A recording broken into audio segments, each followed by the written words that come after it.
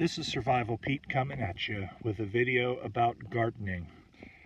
One of the challenges that I suspect is going to face many folks after SHTF is how to feed themselves.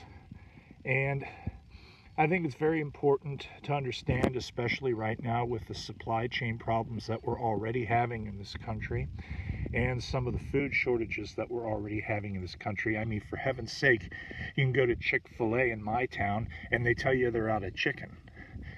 It's going to be important that we're able to supplement our food supplies. And one of the ways that that can be done is by growing a garden. Now, here at my bug out location, we have got about a 30 to 40 by 30 to 40 foot garden. And we try to space it out so that we can grow all kinds of stuff here. Now, this is late October now, mid to late October, so the garden's pretty much done for the year. But you can see we still have some ripe tomatoes.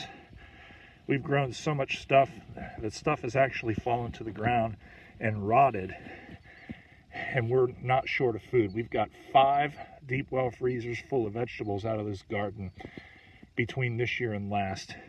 And we've got a deep well freezer full of beef as well because our neighbors have cattle.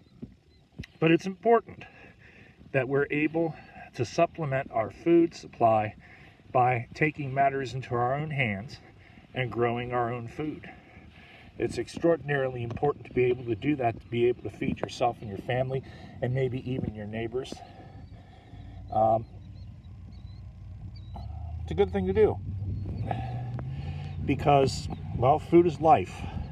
Water is life, food is life, especially when it's as scarce as it comes after an SHTF scenario. What are you going to do if there is no supermarket open because everything is locked down? What are you going to do if the supermarket is open but all the shelves are empty because there aren't enough drivers to bring food into the stores because the supply chain is broken? Grow some of your own. Grow some of your own food. We grow tomatoes, we grown peppers, we grown squash, we grow green beans, we used to grow corn. You know, some of this stuff has been sitting out here now so long that it's beginning to rot because we've got plenty of it. But, and we basically stopped taking care of it here a while ago. Here's one, yellow squash that isn't rotted.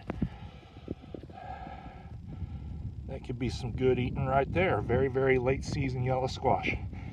And middle of October, they're still flowering. They'll still produce more. But the frost is coming, and then it'll be done. But start a garden. If you don't have much space, start a small garden. If you're in an apartment, start a box garden on your back deck or your back porch. But do something to supplement your food supply so that you're able to feed yourself even in the midst of what could potentially be a very severe supply chain disruption or a grid down. This is Survival Pete.